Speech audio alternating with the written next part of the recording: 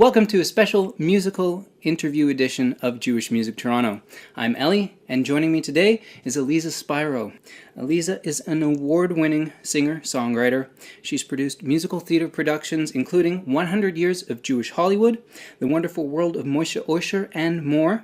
She's also the creative director for The Song Show, a unique musical prayer experience, and the artistic director for Jewish Music Week. Thank you for joining me today. Thanks for having me. And that is actually what we are discussing this week, Jewish Music Week. Jewish Music Week, and you will correct me on any of this if I get something wrong here, began in 2011. Correct.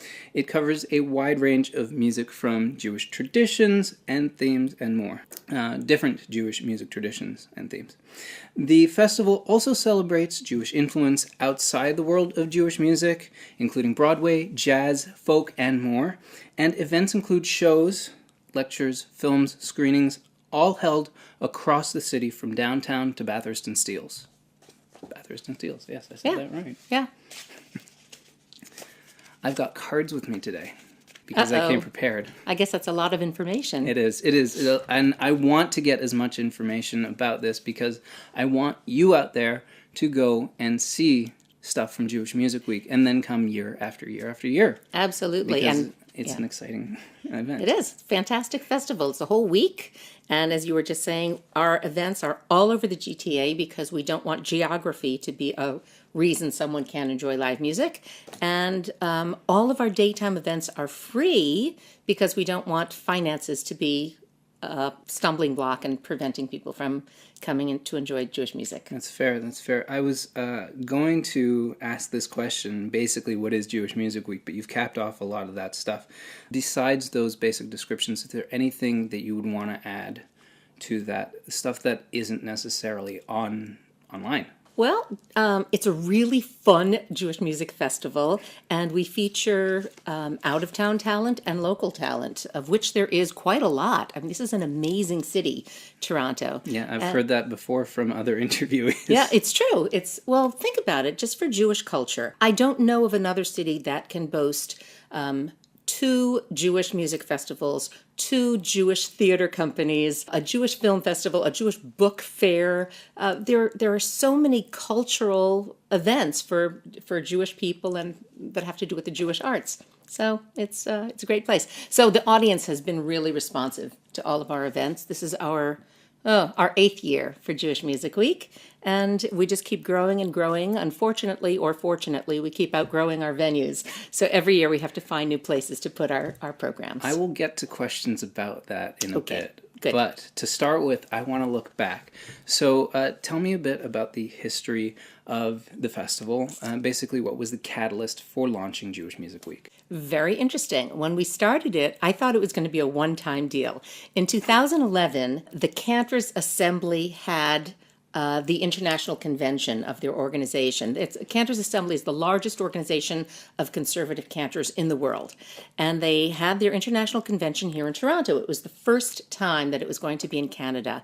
And by chance, my husband is a world famous chazan. He happened to be one of the co-chairs. He and Cantor Benny Meisner, they co-chaired this convention. And they came to me and said, let's find a way to share the presence of the cantors with the whole Toronto community, and let's also find a way to maybe bring the Toronto talent to the Cantors' attention. So we said, let's just start a week of Jewish music. So we sort of piggybacked with them.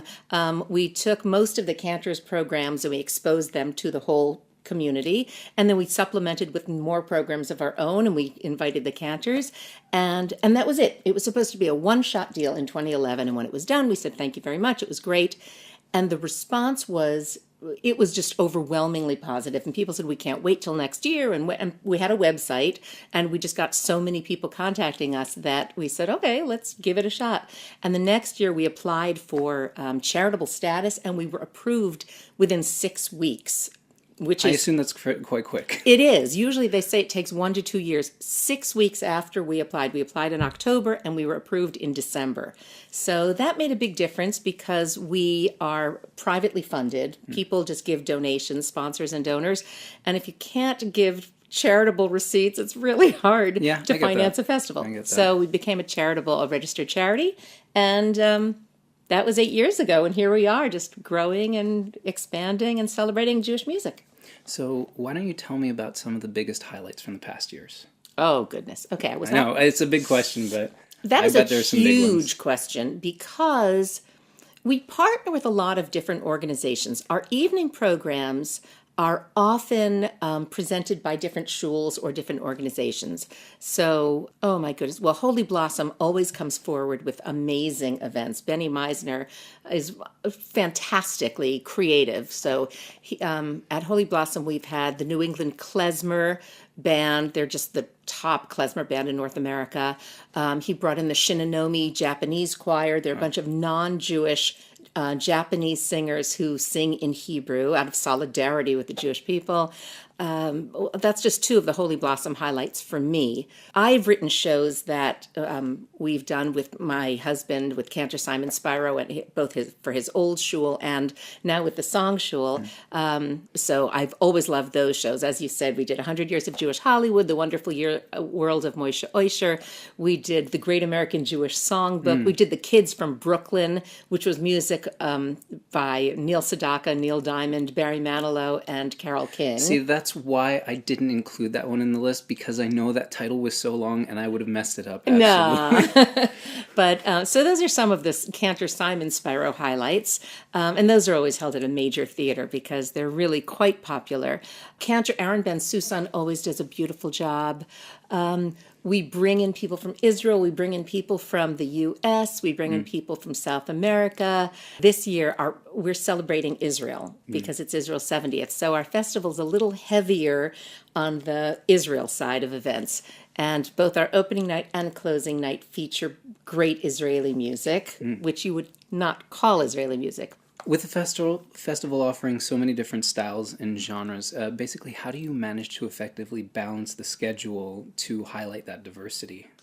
That is such a good question because that is probably one of my most difficult jobs as artistic director. We are inundated with proposals and submissions and CDs from artists around the world. And honestly, if we had the funding, we could do a Jewish music month every year because there are so many people who perform and who are worthy of performing. And unfortunately, I have to say, I'm really sorry we can't do 26 events of a jazz singer doing Irving Berlin or George Gershwin.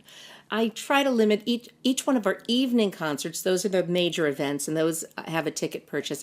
So we try to get like one Yiddish, one Israeli, maybe one classical, one pop culture. The evening ones are the big ones that we have to make sure are balanced. And then the remainder, we have quirky things. Last year we had a Leonard Cohen event, which was just amazing. That was with Mika Barnes. It seems also very timely to have that particular Well, event. that's why we did it. Also last year, it was the 60th anniversary of West Side Story. So we did West Side Story daytime event. When it was the 50th anniversary of Parsley, Sage, Rosemary, and Thyme, we had an afternoon event of Simon and Garfunkel's music. And we did that at the restaurant downtown, Bistro Grande or Bistro Grand, and I believe they made salads with parsley, sage, rosemary, and thyme. But we do try to hook things in. We had a thing for the 18th Yortzeit of Karlibach, an evening of Karlibach music. So we manage to find ways to spread out the different styles. And there's never enough time because there are so many people who are incredibly gifted musically. It's fair. But it's amazing that you do manage to do that so well. With Jewish Music Week as large and as broad as it is, are you finding it challenging to get people to come out to shows that they might not otherwise consider themselves being into? You know, I don't know the answer to that because we have really packed houses. As I said, our daytime events are all free. Some of them are ticketed events, and those tickets, they're just gone immediately. And we've been doing very well. People have been coming out, and it's been great. The audiences love the different programs. All right, so we'll take this in a totally different, weird direction now. Something fun. What is the strangest or most unique act that you've had perform at Jewish Music Week? well, it was one that was not good, so I don't want to talk about All that. right, all right. Second Yeah. most strange. Something very unusual. We had a girl who had left Cuba. She had defected from Cuba, living in America, and we brought her in. She was doing Cuban Jewish music. That was really quite That's amazing. definitely unique. That was Yeah. quite astounding, I have to say. This year we have some really interesting things. We have a lecture on Bach and anti-Semitism, which is That okay. is You're on going to my ask list here. about that. I'm gonna ask. Okay, so I have to stay away from Take this. a pause on that one. Okay. Let's move on to what's Good. happening this year then. All right, let's move on to what's happening this So year. this is, if I'm correct, the second time that you're hosting the Shinchinim. It is. And you've had the Cool Kids concert running for the past few years. You're showcasing kids in their own featured evening event as well. I don't remember the name of that, but it's the kids. That's from Israel. Of That's the the future, Musicians of Tomorrow. The Musicians of Tomorrow. Amazing. So give me some perspective on the importance of involving kids in Jewish music and music in general. Well, actually, that's a great question because we involved Jewish kids before we even launched the festival. Part of Jewish Music Week is our student art contest. It's citywide, and the deadline is always, I think, February. And we have some glorious judges who are part of the Toronto Jewish art community. So we get submissions. The first year we had 4 submissions. The next year we had, I think, 120 submissions. After That's quite that, a jump. Yes, and the next year I think we had 250 submissions. We have a lot of kids who draw beautiful, beautiful pictures. They paint, they draw, they do all kinds of different media, different art forms, and because of that, the kids during the year, they're already connected to the idea of Jewish music. We've had good themes. We have Jewish music around the world, Jewish music on the holidays, Jewish music this year. It's Jewish music in my family. And at the end, we have, of course, winners, but the first place, second place, third place, and honorable mention, all of those winners are in a student art exhibit down at the Miles Nodell JCC, and you have to see this. The artwork is framed, and it's a beautiful... You have to see You it. really have to see this. It's a beautiful exhibit, and you won't believe what some of these I mean, they're kids, and they do just fantastic work. Really imaginative. So that's how we involve kids right from the get-go. Right. And as far as getting kids on stage, many times, not this year, but many times we have featured different school choirs. So I know the Bialik Choir has been on a Jewish Music Week stage. Associated has been on our stage. Possibly Leo Beck, but different choirs. So we've had them on our stage, and those are amateurs. This year, the Wednesday night event is the Musicians of Tomorrow. Those are professional kids, phenomenal talents from Israel.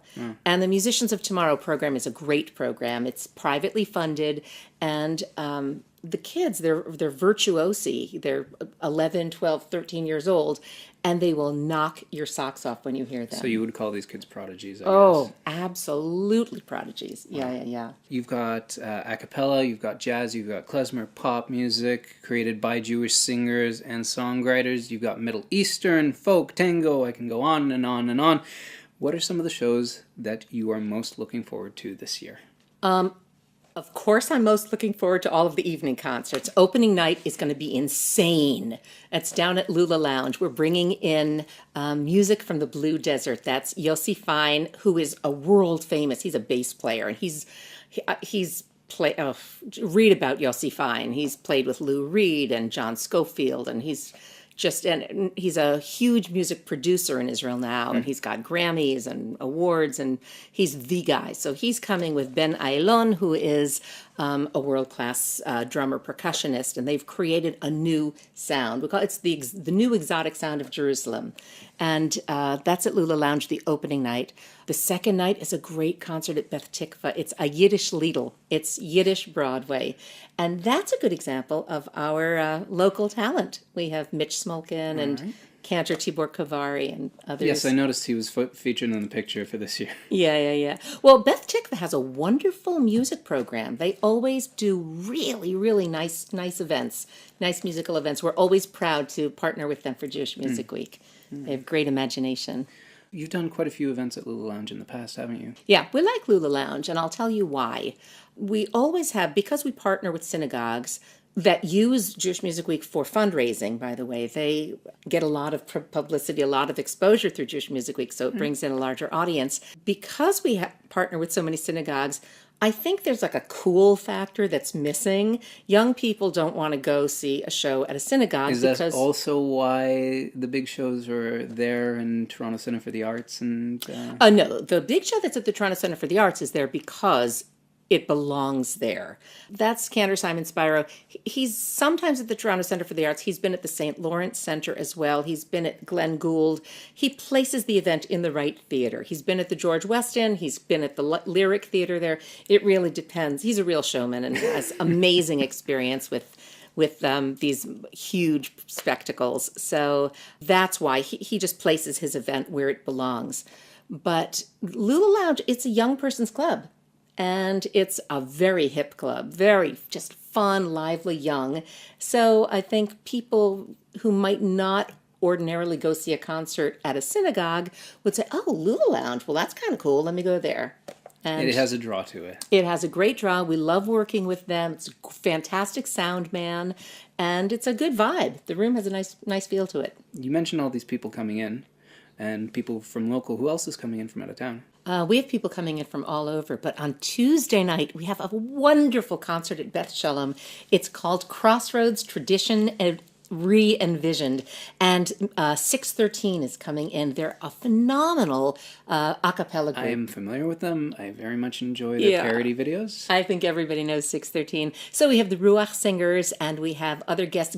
Cantor Gideon Zellermeyer's coming in from Montreal, and it's to honor Cantor Eric Moses on his 18 years at Beth Shalom. So that's going to be just absolutely marvelous on Tuesday evening. Cool. This year's daytime lectures feature, and this is that question I was referring to before. It is a long question, so excuse me as I go through this. It features discussions about the portrayal of Jews in opera, the bridging of pop and ultra-Orthodox music, a deep dive into the history of Adon Olam, that's with Cantor Benny Meisner, anti-Semitism in the works of Johann Sebastian Bach, which you brought up before, and the role of Jews breaking down barriers in the American music scene. So if you had only one morning to take off from work to go and listen to one of them, which one would it be? It depends what your taste is. If you are an opera buff, Monday morning, you have to hear the lecture on Salome. Samantha Madison Cooper, she's a PhD candidate in New York. Brilliant girl, and she has lectured on Salome before. So she talks about, she's really explored the archives of this particular opera. So if you're an opera buff, I would go to that. Tuesday morning is a wonderful woman from Montreal coming, Jessica Good. She is talking about Hasidic music, about pop music in the Hasidic world. And I don't know if you're familiar with Lipa Schmelzer. I might follow him on Instagram. I'm not. Yeah. I'll probably follow him. So if you know Lipa Schmelzer, he's really a phenomenon. He's considered the Lady Gaga of the Hasidic world. So she approaches that whole subject with how does that jive? What is that all about? So if you like Hasidic music, that is your lecture. Wednesday morning, the Adon Olam lecture. That's for anybody who's ever been to shul. If you've ever gone to shul, you hear they always do different Adon Olam melodies. So I know at least 3 or 4 of them myself. You probably know even more than that. Possibly. Yeah, Adon Olam is one of those hymns that can be set to any melody, really, because it's a very square 4/4 format. So that's just a fun lecture, actually a fascinating lecture. Thursday morning, we were approached by the Ontario Association of Jewish Libraries, who were interested in partnering with us. This is what happens often. People come up to us and would like to partner with Jewish Music Week. And they said they had this woman, Cynthia Good, who is a former editor at a well-known publishing house. And she said, well, I'd like to lead a discussion about this book called And After the Fire. And coincidentally, I was just reading that book when she said that. How serendipitous. It really was serendipitous. So you don't have to have read the book to attend this lecture and to know what's going on. I did notice that on the page. It said it might be suggested reading, but not a necessity. Yeah, but if you have time, I mean, you can read it in a Shabbat afternoon and a half. She talks about this the story in this book, there is a Bach cantata, and the lyrics are offensively anti-Semitic. And it's a fictionalized story with a lot of history in it. So Cynthia Good will be taking us through that. It's really compelling subject. If you like rock and roll, R&B, any pop music of the past 70 years, Friday morning we have Alan Edelstein coming in from New York. Alan Edelstein is an Oscar-nominated filmmaker, and he came in last year. He was by far our favorite lecturer last year. He did a lecture on the music of the jazz singer movies, plural. There were quite a few. And this year we contacted him and said, would you come back? He said, yeah, what do you want me to speak about? And I said, tell me, you tell me. So he picked this. This is The Record Men. It's the Jewish brains behind record companies and what made it all move forward. And that is down at Jazz FM. It's right in the studio. So they're welcoming people into the Jazz FM studio. 100%. Wow. It's a ticketed event, but they are free tickets. So if you go online, go to jewishmusicweek.com and all of the information is right there. But that's going to be just wild. Alan is a brilliant lecturer, and the topic's just so cool. It's great. So those are the 5. So I do not have an answer. You go where your taste leads you. Right. That is absolutely positively fair. Yeah. So you're showing 2 films this year. Yes. And both of them are going to be at the Jacob Theatre Baycrest. Yep. And they're actually back to back. Yes. So is there a particular theme that led to these 2 films being chosen for this year? 100%. We are trying to put a spotlight on Israel. And Monday afternoon, we took Stan Getz in Israel, which is not a new film, but it's a great film. It's about Stan Getz's tour back in the 1970s. Stan Getz is a famous Jewish sax guy. I was going to ask you, for those who don't know, because I'm certainly not that familiar, unfortunately. Yeah, but he toured Israel, and it just flipped him out. He absolutely loved it, changed his life, and they documented the tour. So that's the first film. And the second film, oh my goodness, I read the book first and then found out there was a movie about it. It's Orchestra of Exiles. It's the film documentary about how the Israel Philharmonic was formed. And it's amazing. It's just a crazy story. This Huberman, this famous violinist, he basically saved Jewish people who were not allowed to play anymore in Hitler's Europe, brought them over. It's a phenomenal story. And the book was great, and now the movie's going to be great. So it's 2 different parts of music in Israel. Both you and your husband, Cantor Simon Spiro, you mentioned it before, performed during the festival with Simon starring, as we've mentioned multiple times, during a featured evening concert. And he's done that every year, am I correct?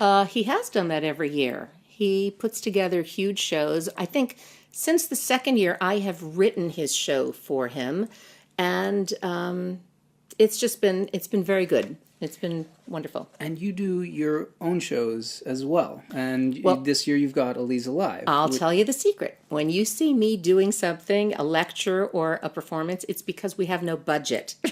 So I said, oh, you know what? I'll fill in that is something very, that very I do. honest. But don't tell anyone. Right. This is not intended to go up on YouTube or anything But it's like not that. the cleaning lady coming in and saying, oh, let's put on a show. I mean, this was my career before I put together a music festival. So how do you find the time to both organize an entire week of performances, films, and lectures, and to headline shows yourself? All that while being the creative director for the Song Show. Yeah, I don't get a lot of sleep, I will tell you the truth. And I don't know, I love all the things I do. I mean, it's crazy overworking. And a friend of mine said to me a few months ago, well, you do so many different things. What would you cut out if you could? And I said, well, I love all the different things I'm doing. So it is what it is. But the way I do this festival, I have a team. It's not just Aliza saying, hey, here's a festival. I have a wonderful managing director, Judy Jacobs. She has been with me since the very first year, 2011.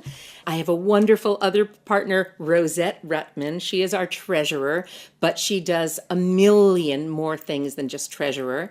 And we have a staff. Oh, and Cheryl Kapp is the president of our board, and she runs our student art contest. But we have wonderful volunteers as well. So it's been really a great team effort. It's a major team effort. It's a wonderful team effort. Sounds like it. Looking forward, I want to ask you now, and because of the way that you answered the last question, do you see the festival growing to the point where you'll have multiple events running simultaneously around the city? Well, people have asked us that before, but I'm a firm believer, and from the get-go, we established this in such a way that there would be one event at a time, because as a performer myself, I don't think it's fair to a performer to pull an audience member away to go to a competing event. And as an audience member, I don't think it's fair to make someone choose which event to attend. Because often that happens. I open a festival brochure and I say, oh, I want to go to that, but I can't decide. And it's this way, it's very easy. Come to everything for Jewish Music Week. And all the performers who work so hard, they get the full respect of the audience. So with that, we'll skip that, put it completely out of our minds. And I want to know, do you ever see... is there any ground left to cover for Jewish Music Week? Is there anything it's yet to cover? Electronica? Rap? I'm not even sure what, because... Yeah, rap would be, we'd bring in Drake. That would be great. There is always more to cover, and it is all dependent on funding. I hate to say it, but it's really dependent on funding. We get submissions from phenomenally talented performers all over the world, and we just can't bring them in because we don't have the sponsorship yet on that level. You do realize that if you got Drake, you would have to somehow book the ACC. Yeah, that's right. That in itself would be a task. Well, some Jewish music festival somewhere is going to get Drake, because that's sitting there on a platter waiting to be proposed. It's just Drake, a question if you somehow end up watching this, Eliza Spiro wants you to come to her festival. There we go. There we go. I know it's still 3 years away, two or 3 years away. Either way, Yeah. Can you share a bit of your vision for what the 10th anniversary of Jewish Music Week would be? Well, it will be a lot of the same direction we've been going, only because we always cover, as I said, Israel and some Yiddish and some cantorial and some of Ladino and some of this and some of that. I think maybe what we'll do for our 10th anniversary is look over the earlier 9 years and possibly invite back one or two of the artists who were super, super popular. That sounds amazing. And because as it is, we do invite back people to speak that have been really successful. And we never do it 2 years in a row because it's not fair to everyone who's trying to be in our festival. Also, again, with that whole diversity thing, it mixes it up for people, I'm sure. Yeah. It gives them something to say, oh, I haven't gone and seen that yet. That's right. So, that makes perfect sense. And there's always, for every year, there's always something important happening that year. It's either the birthday of some famous Jewish songwriter or the yortzeit of some famous Jewish music personality, or the anniversary of a piece of music or a body of music. There's always something to be commemorated or celebrated. So we'll see what that takes us in 2 years. Thank you so much for taking the time, Elisa. It's I a really pleasure. appreciate it. You should go and check out jewishmusicweek.com to learn more and get tickets for events while they are still available. And you can join me on Patreon to take part directly in spreading the knowledge of Jewish music. Remember to subscribe and share. Click the like button, click the notification bell once you subscribe so you get the notifications for when new videos come out. And thank you for watching. Thanks. Bye.